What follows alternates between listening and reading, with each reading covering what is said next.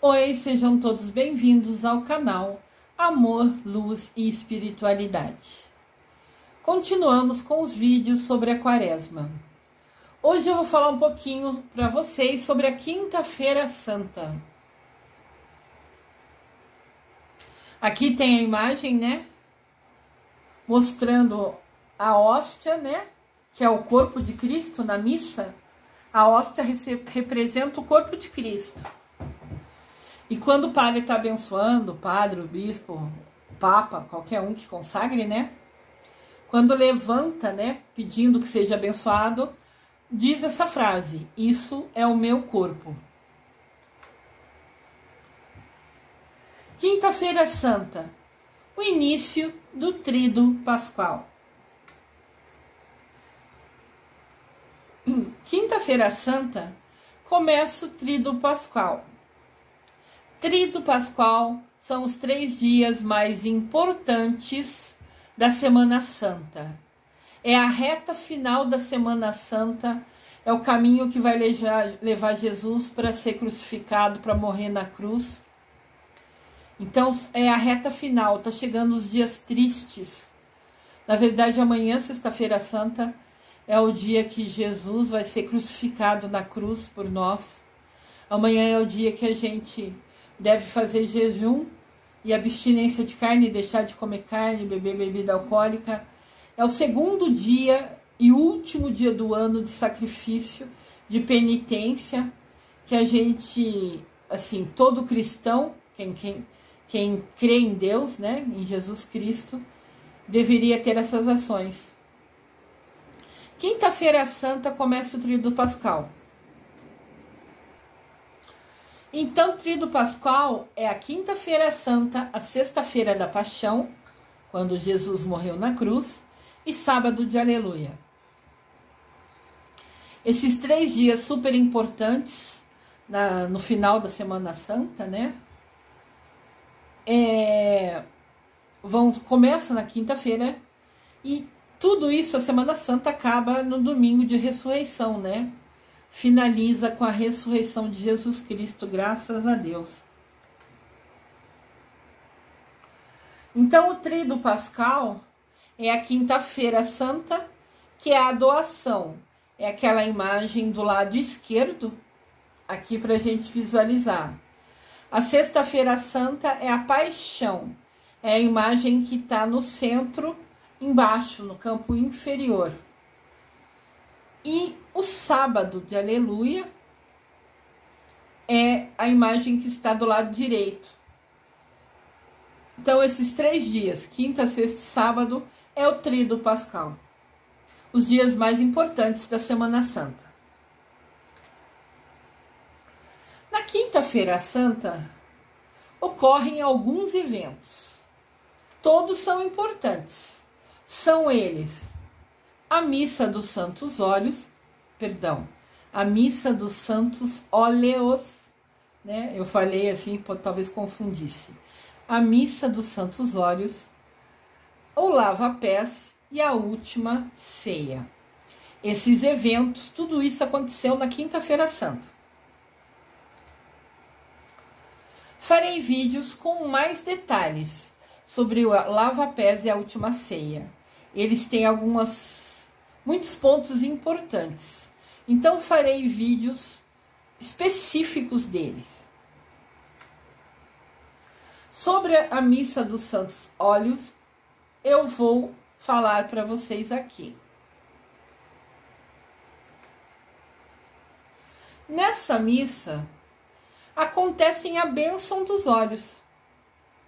São 3 óleos que existem: os enfermos, os catecúmenos e a consagração do óleo do Santo Crisma, esse feito pelo bispo ou arcebispo. Esses 3 óleos, cada um tem uma finalidade sacramental. Eles são usados em algum sacramento. A igreja tem 7 sacramentos. Esses óleos são usados em alguns sacramentos. Apesar dos 3 serem óleos, e falar assim, tudo óleo é tudo igual. Não, cada um têm a sua importância, o seu significado. Eles são diferentes entre si. E eu vou explicar um pouquinho sobre eles. As diferenças entre os três são: santos óleos. Aqui tem a imagem dos vidrinhos, né? Normalmente são vendidos assim. Óleo dos enfermos. Este óleo significa a força do Espírito Santo para a provação de doença. Tem por desígnio a tonificação das pessoas. Ao enfrentar a dor, traz força para a pessoa. E até mesmo a morte. A pessoa pode enfrentar dores e pode enfrentar a morte, se for essa a vontade de Deus. Esse óleo dos enfermos é muito usado na unção dos enfermos.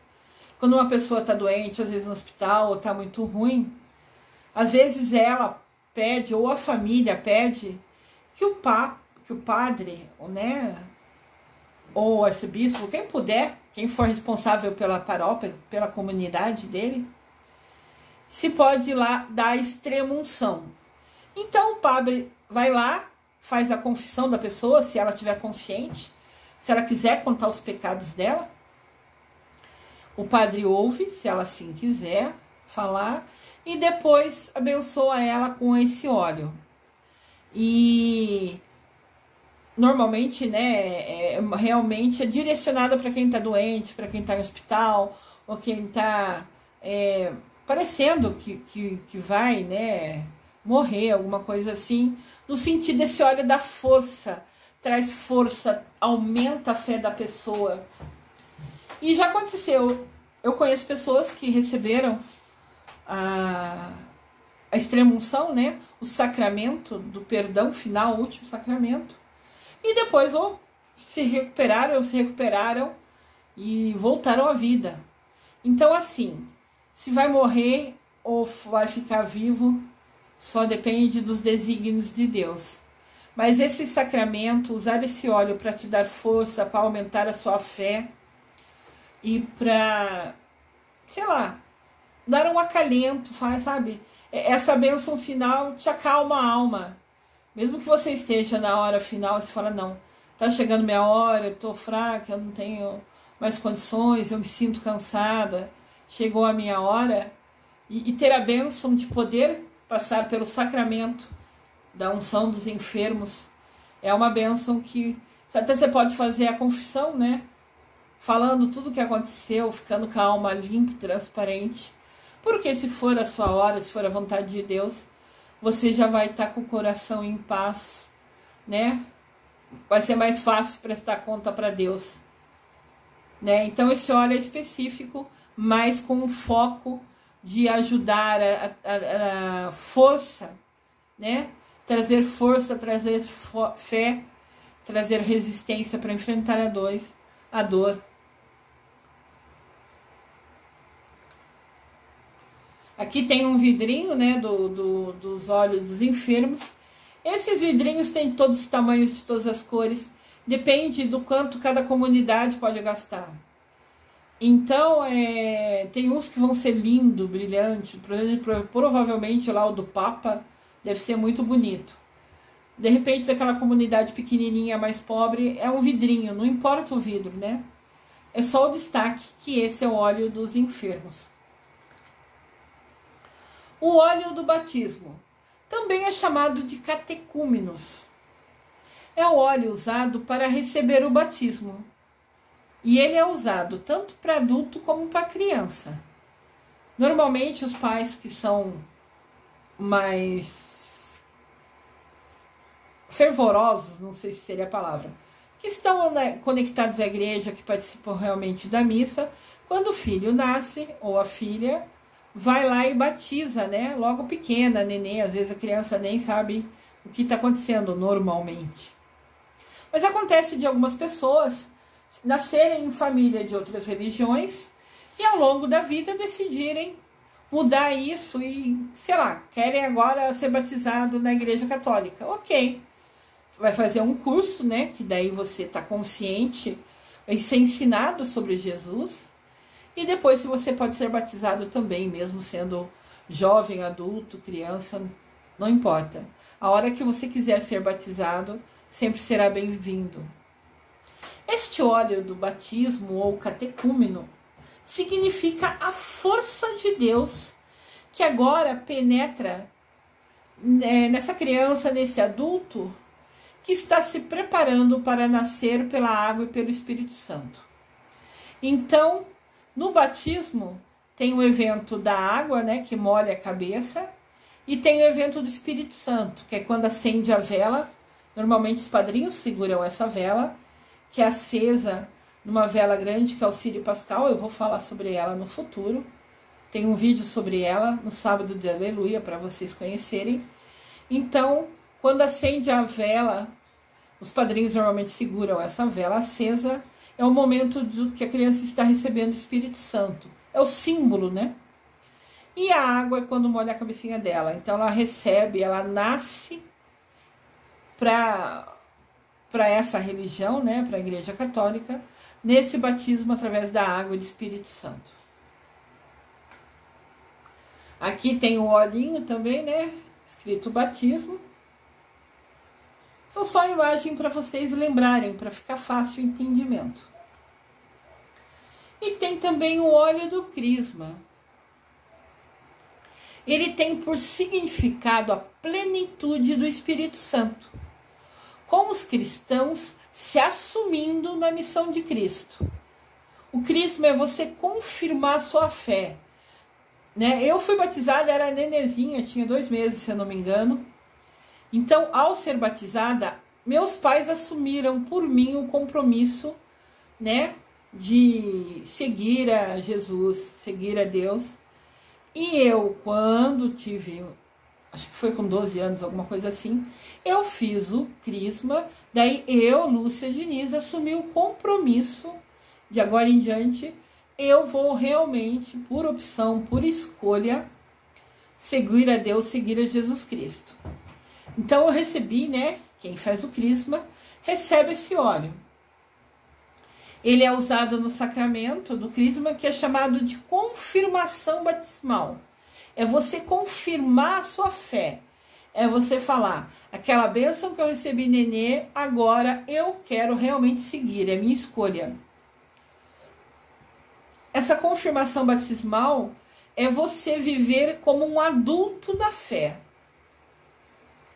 Este óleo também é usado em outro sacramento, o sacramento da ordem. O sacramento da ordem é quando abençoa aquele estudante que estudou sobre teologia, sobre filosofia, né, que são faculdades obrigatórias. Quem vai ser padre é obrigado a estudar teologia, que é estudar a Deus, e é obrigado a estudar filosofia, que é estudar o homem. Ele tem que entender Deus, tem que entender o homem, para poder assim ensinar esses homens, falar nas suas comunidades, nas suas igrejas. Então a ordem é a bênção que o jovem que estudou, que foi para o seminário, que se dedicou, recebe como autorização. A partir dali ele se torna padre. A partir dali ele está confirmando, ele está assumindo o compromisso da fé dele. Ele escolheu essa missão de vida, ser padre e ensinar os outros, seguir o caminho de Jesus, anunciar Jesus para as outras pessoas, falar sobre Jesus para as outras pessoas. E então, a ordem, né, que é quando o padre se torna padre, né, a bênção dele, a autorização dele se tornando padre, ele recebe esse óleo chamado do crisma, que nesse momento tem o objetivo de ungir o escolhido, ungir aquele que está se doando, se dedicando à missão de levar a boa nova, anunciar Jesus Cristo e Deus Pai a todo mundo. Aqui tem o olhinho do crisma. Aqui tem os 3 óleos juntos, né? Eu falei dos 3 óleos: o batismo, ou catecúmenos, enfermos e crisma. São 3 óleos especiais que são abençoados nessa quinta-feira santa. Uma missa separada, a parte normalmente de dia, é feito essa missa de consagração desses óleos. Já à noite, na Quinta-feira Santa, começa a celebração de Jesus, com ele fazendo o gesto do lava-pés. Quando a gente imita esse gesto, vai à missa na Quinta-feira Santa e vê essa encenação acontecendo, é a gente refazendo o que Jesus fez. Normalmente o padre lava os pés de 12 pessoas, são sempre 12 pessoas, que são 12 os apóstolos. Então, Jesus lavou os 12 pés, né, os 12 pares de pés dos 12 apóstolos. Então, Jesus lava o pé, então a gente vai à missa na Quinta-feira Santa. E nessa missa, o padre lava o pé de algumas pessoas, de alguns escolhidos. Eu já tive meu pé lavado quando eu era catequista. Às vezes os ministros, que são aqueles que se dedicam, né, a ajudar na igreja, a arrumar as coisas, fazem curso para estar aptos, para ter conhecimento de como ser ministro. Cada ministro tem o seu curso. Tem o ministro da palavra, que vai falar mais sobre a leitura da Bíblia, né, da missa. Tem o ministro da Eucaristia, que é quem tem autorização de, na ausência do padre, pegar a hóstia consagrada. Ministro nunca abençoa nada. Quem abençoa, quem transforma a hóstia no corpo de Deus, é somente quem fez, quem foi abençoado pela ordem, pelo sacramento da ordem. Então, às vezes, tem paróquias, né? Paróquia é como se fosse a igreja central de uma região. A paróquia normalmente tem o padre ali. E às vezes tem vários bairros em volta que tem igrejas pequenininhas. Essas igrejas pequenininhas a gente chama de comunidade. Então essas várias igrejas fazem parte daquela paróquia. Tem uma igreja grande numa região e as igrejas pequenas dos bairros pertos respondem àquela paróquia daquela igreja grande, né? Da igreja central, vamos falar assim. Então, às vezes, nas comunidades, o padre não consegue ir toda vez celebrar missa. Por exemplo, a paróquia, que é onde minha mãe mora, faz parte, é a paróquia do Rosário. Lá, ela é a matriz, fica na Vila Pompeia. Em volta dela tem 6 comunidades pequenas. 6 comunidades que respondem a essa matriz, que é a paróquia. As comunidades pequenas, então esse padre que cuida da matriz tem mais 6 comunidades para cuidar. E às vezes ele não consegue celebrar missa todas as vezes, em todos os finais de semana, em todas as 6 comunidades. Então o que ocorre?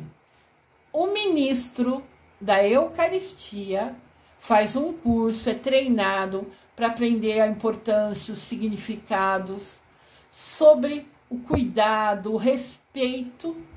Então, num dia que não tem missa, fica hóstia consagrada lá no Altíssimo. Se vocês já foram na igreja, tem um lugar que fica mais reservado, mais afastado, que sempre tem uma luzinha acesa. E você vê as pessoas entrarem ali para rezar. Esse lugar que tem a luzinha acesa, mais afastado, é o Santíssimo.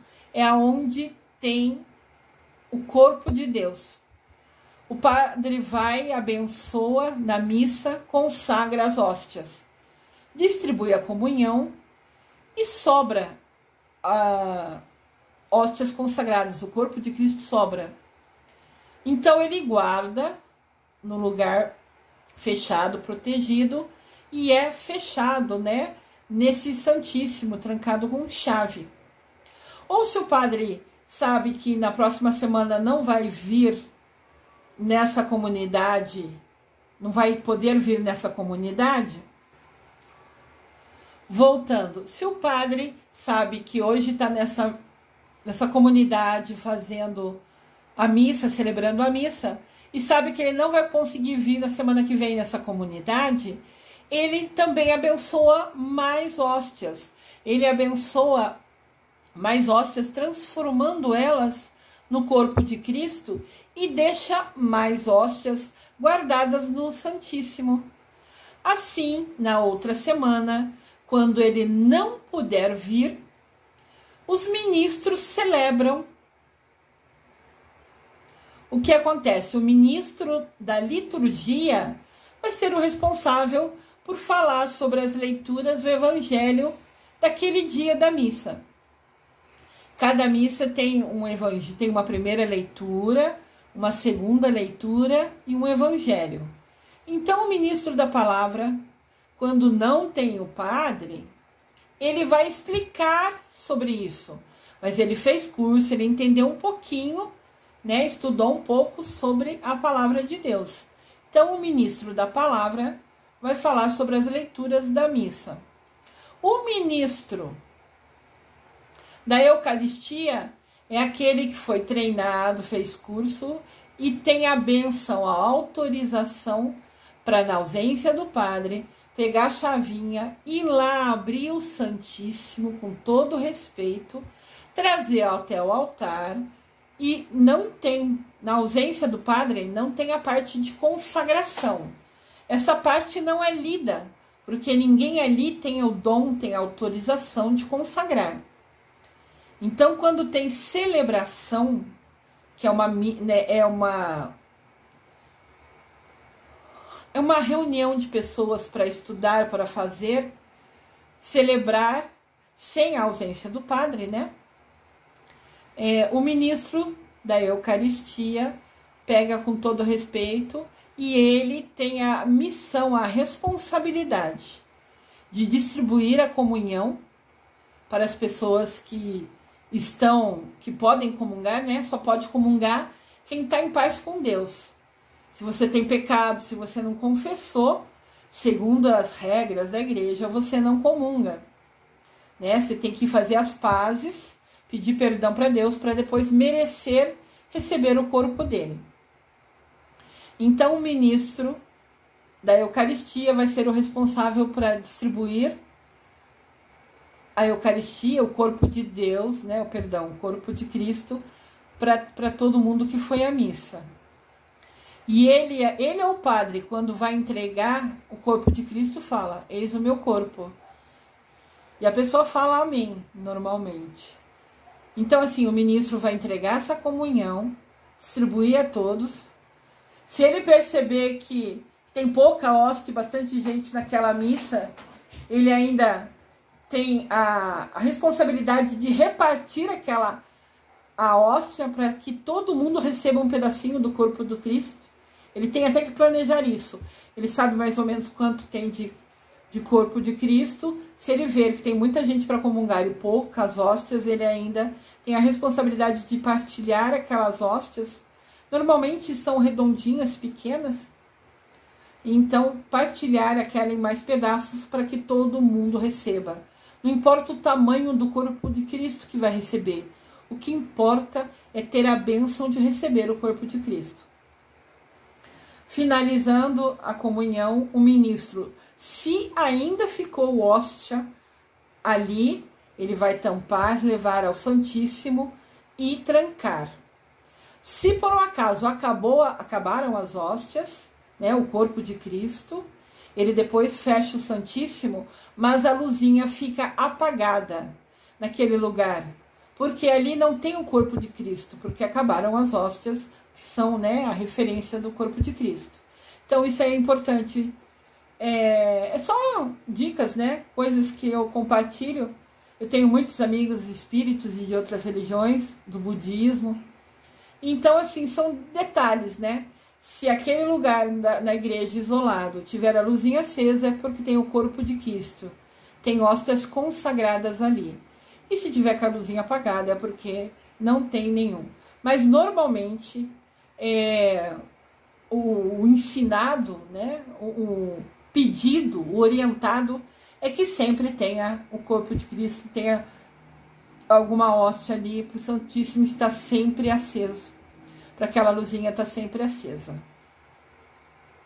Então, voltando aqui, Jesus lavou os pés dos apóstolos.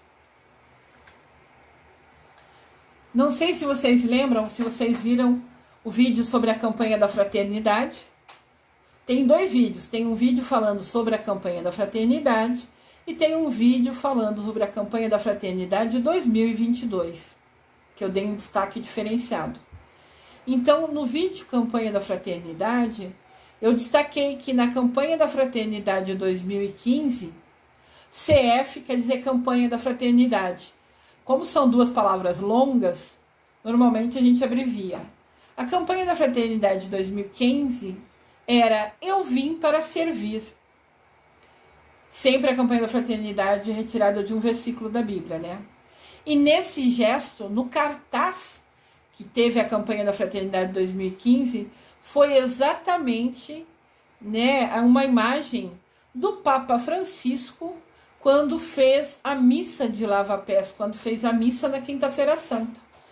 Nesse lava-pés, na verdade, o Papa foi até um presídio.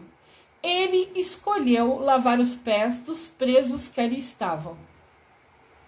Então, a instituição, a chefia lá do presídio, escolheu 12 presos, sei lá com que critérios, né? Acho que os mais bem comportados, alguma coisa assim. Acho eu, não sei. Mas o presídio escolheu 12 presos e Jesus foi até, o Papa Francisco foi até o presídio, lavou, limpou, enxugou e beijou cada um dos 12 pares de pés. Então, o lava-pés é um evento, né? É um momento muito importante dentro da igreja.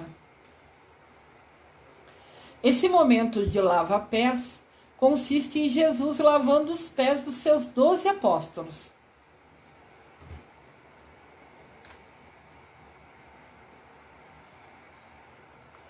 Aqui temos a imagem de um padre lavando o pé. Podem ver que essas mulheres sentadas com essa roupa, com essa túnica branca, quer dizer que elas são ministros. Pode ser ministro da palavra, pode ser ministro da Eucaristia. Tem o ministro do acolhimento, é quem fica na entrada da igreja recebendo as pessoas, falando seja bem-vinda, né?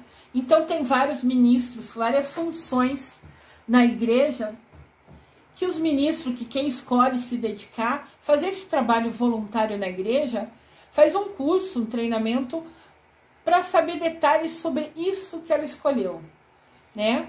Então, esses ministros, em qualquer missa, você vai vê-los com essa túnica branca, mostrando que eles também estão ali a serviço de Jesus.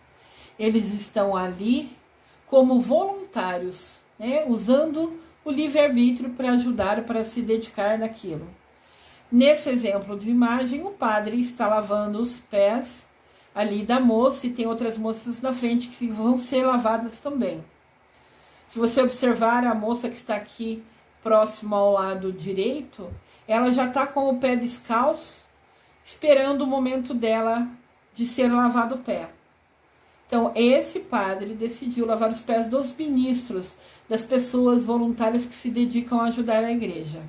Isso ocorre às vezes, muitas vezes. Segundo descreve João Evangelista, sobre o evento do lava-pés. Cristo manifesta sua disponibilidade a amar até o fim. Ele se considera o servo da humanidade. Cristo se considera o servo da humanidade. Que absurdo! Ele está falando que ele veio servir a gente. Nós que temos que servir a Jesus, é o contrário, né? Mas Cristo sempre foi muito humilde, muito bondoso em qualquer ação dele. E ao lavar os pés, ele se ajoelha ao chão, ele fica abaixo da pessoa. É um sinal de humildade estar abaixo da pessoa. Aqui tem um arcebispo, se eu não me engano, lavando o pé, um bispo ou um arcebispo, que está lavando os pés. Aqui eles pegaram pessoas da comunidade. Às vezes são escolhidos ministros, às vezes são escolhidas aquelas pessoas que vêm sempre à igreja. Tem algumas pessoas que, por escolha, não assumem um compromisso de ministro na comunidade. Mas estão ali toda a missa, estão ali participando, ajudam da maneira que podem. Às vezes as igrejas fazem algum evento, um bingo, alguma coisa para arrecadar dinheiro para a igreja. E essas pessoas que não são ministros não podem sempre ajudar, mas num dia que tem um bingo vai ajudar, vai ficar no caixa, vai girar a bolinha do bingo, cada um doa naquilo que pode. São pessoas voluntárias fazendo, né, para ajudar a igreja. Então, algumas comunidades, às vezes, ou algumas igrejas mesmo, decidem lavar os pés dessas pessoas que estão sempre à missa. Não trabalham direto, não são ministros, mas mesmo assim estão ali toda semana, reservam um tempo da sua agenda para estar ali para ouvir a palavra de Deus. Então, os padres escolhem lavar às vezes os pés dessas pessoas que vêm à missa toda semana, que estão sempre presentes, né, ouvindo a palavra de Deus. A celebração da Ceia do Senhor. Então, Quinta-feira Santa tem 3 eventos. Tem a bênção dos olhos, que é feito de dia. E à noite tem a missa, onde tem o evento, né? Tem o lava-pés, que é o padre imitando Jesus, se doando, lavando os pés, sendo humilde, né? Se colocando à disposição, né, daquela pessoa, de quem está lavando o pé. E depois tem a celebração da Ceia do Senhor. Na Ceia do Senhor, que é celebrado nas comunidades e paróquias toda Quinta-feira Santa.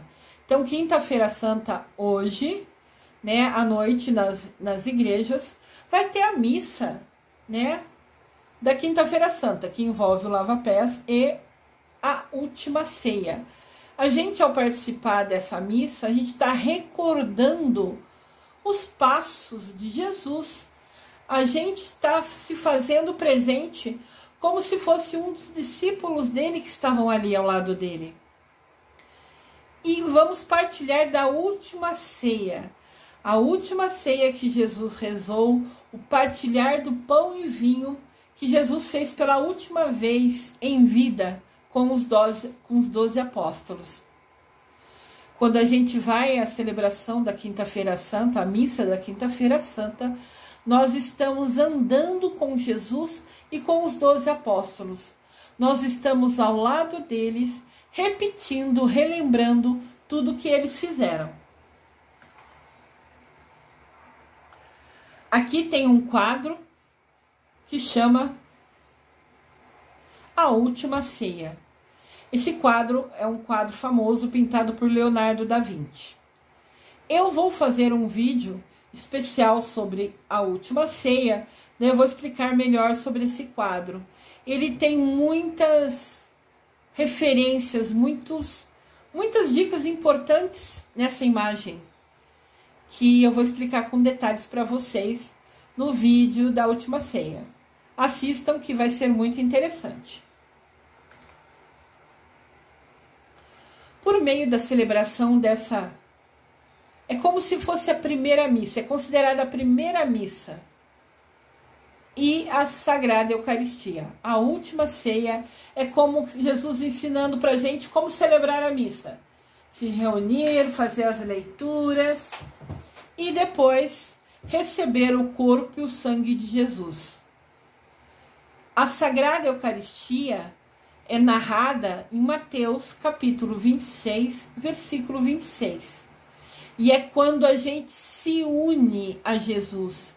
É quando a gente recebe o seu corpo, que é o pão, né, que é a hóstia consagrada, e o seu sangue, que é o vinho consagrado, como se fosse a primeira vez. Quando a gente faz a primeira Eucaristia, a gente faz os cursos, são 3 anos de estudo, e tem um dia que a gente vai à missa e ocorre a primeira Eucaristia. A gente recebe o corpo de Deus pela primeira vez. Então, a última ceia é Jesus nos ensinando essa missa, esse ritual, né? Esse passo a passo de como abençoar o pão e abençoar o sangue para se tornar corpo e sangue de Jesus, representando o pão e vinho, representando o corpo e sangue de Jesus. O sangue na missa, o vinho, né? Receber o corpo e sangue de Jesus é quando pega a hóstia e molha no vinho, antes de entregar para a pessoa. Então, na hora da comunhão, daí vai ter as duas espécies que a gente fala. Vai ter a hóstia, o padre pega a hóstia, molha um pouquinho no vinho, porque se molhar inteiro, a hóstia é muito fina, vai desmanchar ali. Então, só molha a ponta para que não quebre, não desmanche a hóstia. Molha a ponta no vinho e entrega para a pessoa falando corpo e sangue de Cristo. Quando você entrega só a comunhão, é o corpo de Cristo. Quando molha no vinho, é corpo e sangue de Cristo. Fazer a Eucaristia das duas espécies, que é corpo e sangue de Cristo, é muito raro. É assim umas 3, 4 vezes no ano, quando o padre escolhe em algum evento especial. Quase que, sei lá, mais de 90% das missas ao longo do ano sempre serão, né, receber somente o corpo, né, a hóstia, o corpo consagrado de Jesus Cristo. Isso é uma escolha, né, por vários motivos, né, mas indiferente se vai receber o pão e o vinho, só de receber o pão já é uma bênção, é um merecimento. Isso a gente nunca pode esquecer. Nessa Eucaristia também damos especiais graças a Deus pelo sacramento da ordem, o sacerdócio ministerial, o serviço de anunciar Jesus. Então, às vezes, né, quando tem padres para se tornarem, para receberem a bênção do sacramento da ordem, às vezes também ocorre nesse dia. Mas lembrando que Jesus usou esse dia como esse símbolo, né? Porque ele falou para os seus discípulos, né? Para seguirem, né? Fazer isso em minha memória. Jesus falou nessa quinta-feira santa para os discípulos, fazer isso em minha memória. Ou seja, ele transformou os apóstolos deles, né? Como se fossem padres, vamos dar um exemplo. Ele abençoou os apóstolos para irem ao mundo e falar sobre Jesus e fazerem isso em memória dele, relembrando os passos de Jesus. Então, a missão dos 12 apóstolos foi levar a palavra de Jesus ao mundo. Os padres, quando recebem o sacramento da ordem, também têm essa missão. Aqui está um padre, né, entregando a comunhão. Quando ele faz esse gesto, tem normalmente uma fila formada à frente dele e ele fala, corpo de Cristo, e a pessoa fala amém e recebe o corpo. Esse poder, essa autorização que o padre tem de consagrar, né, essa hóstia, foi dado, esse primeiro passo desse sacramento foi dado também na quinta-feira santa. Foi nesta noite que Jesus ordenou, né, por isso que chama sacramento da ordem, aos seus 12 apóstolos a fazerem isso em memória de mim.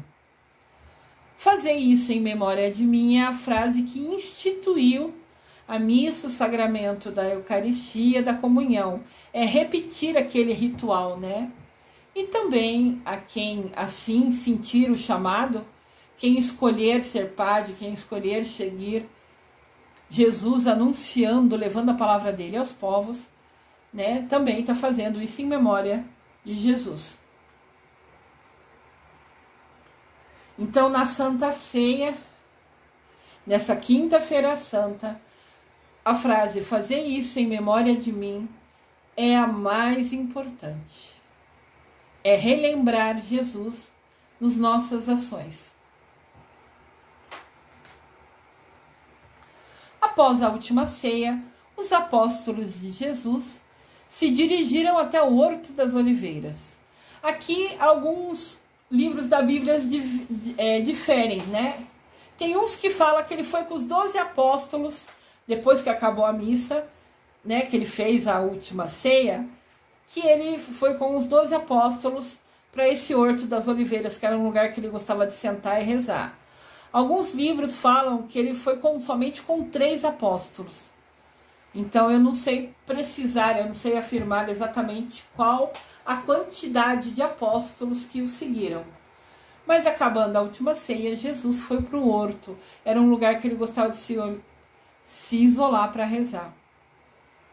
Então ele acabou a última ceia, foi lá com apóstolo, não sei se com 3 ou com 12, não posso afirmar. Mas Cristo falou para eles, pede para eles, rezem e vigiem, orem por mim. Está chegando a minha hora e eu preciso que vocês estejam rezando por mim, me dando força, enviando a sua energia para que eu consiga superar a minha agonia. Jesus sabia que ia ser crucificado, Jesus sabia que teria todo o sofrimento que ocorre na data de amanhã, que a gente relembra na data de amanhã, sexta-feira. Então ele, logo depois que saiu da última ceia, conversou com os apóstolos e falou, rezem por mim, orem por mim, porque vai ser difícil essa minha provação e eu preciso da força, da energia de vocês. Então, na quinta-feira santa, já no final da noite, umas 10, 11 horas, e toda sexta-feira santa, é a hora da gente rezar muito mais para Jesus, a gente se dedicar como um dia de bastante oração, porque a gente está relembrando tudo que ele sofreu, ele sentiu na carne. Às vezes a gente tromba o dedo, bate o dedão, sei lá, em alguma quina de algum móvel, e aquilo dói, a gente fica bravo, fala palavrão, xinga. Jesus foi crucificado, enfiaram pregos nos pés dele, nas mãos dele, e ele não falou um A. Ele morreu por nossos pecados. Então, vamos rezar por ele, vamos estar nesse momento realmente, ao relembrar esse fato tão triste que aconteceu, mas necessário para o perdão dos nossos pecados, que a gente reze para que aliviar o sofrimento, né, a agonia que ele teve. Um pouco perto da meia-noite, dizem que 23, 23 e 30, nesta mesma quinta-feira santa, Jesus Cristo é preso pelos judeus e levado para a casa do sumo sacerdote. Isso está inscrito em Mateus capítulo 26, versículo 47. Então, na quinta-feira santa, ainda quase no final da noite, nessa mesma quinta-feira santa, nesse mesmo dia de hoje, Jesus é preso pelos judeus. A gente viu nos vídeos anteriores que Judas traiu Jesus. Jesus anunciou que seria traído. Depois Judas traiu Jesus falando aonde ele ficava, contando, né, para os doutores lá, onde Jesus ficava para fazer as orações dele. E graças àquela informação que Judas deu, aquela traição que Judas fez, Jesus foi realmente preso naquele local que ele normalmente ficava. Então, na quinta-feira santa, a gente já fica triste, começa esse momento de tristeza, né, relembrando tudo que Jesus viveu. Nesse momento, ele é preso pelos judeus e levado à casa do sumo sacerdote, que é quem vai julgar ele e avaliar ele. E lembrando, ainda nessa quinta, eu vou postar aqui para vocês um vídeo falando um pouquinho mais sobre o lava-pés e sobre a última ceia, que são muito importantes alguns detalhes. Então nós, juntos, vamos permanecer também atendendo o pedido de Jesus, rezando e vigiando. Vigiando é quem faz vigília, né? Quem reserva uma parte da noite, em vez de dormir, ficar rezando. Vigília é você deixar de dormir, escolher deixar de dormir por uma certa hora para ficar em vigília, ficar rezando, ficar orando. Então, vamos permanecer assim, vamos atender o pedido de Jesus e rezar por ele, enquanto ele enfrenta a sua terrível agonia, né, que vai ser a crucificação que vai acontecer na data de amanhã. Vamos relembrar nesse momento as coisas boas ainda, né? Ainda vem o vídeo Lava Pés e a Última Ceia, que tem muito aprendizado importante pra gente. Então vamos focar nesses vídeos, nessas informações. Tenha uma feliz Quinta-feira Santa. Eu desejo amor e luz a todos.